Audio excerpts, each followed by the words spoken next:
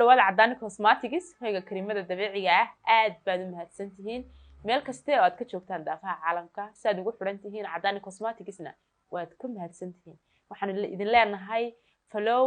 iyo waliba subscribe noo saara page-ka iyo YouTube-ka Cadani Cosmetics waad mahadsantihiin السلام عليكم dhammaan dhalinyaradu waxay weydiisay timaaga maxamed weey maxaa qurxiyay maxaa sidan oo dhan u duubay hal sir maanta aan idin sheegayaa waa Cantu cream kana cream iska caadiya waa timaha wad marinaysaa oo ku duubayaan sidoo kale wax wataa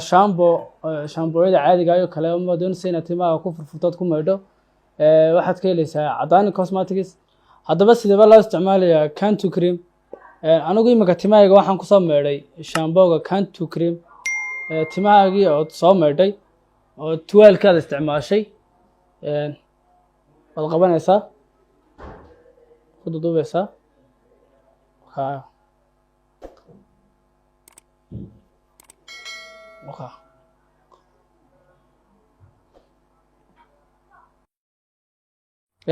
timaha wuu ku nafaqeynayaa wuu ku duubayaa madow buu kaaga dhigayaa wuu isku kaa dhex gelinayaa rag iyo dumarna oo la marsadaa oo waa la wada isticmaalaa waxaad ka helaysaa kiisi originalka Cadani Cosmetics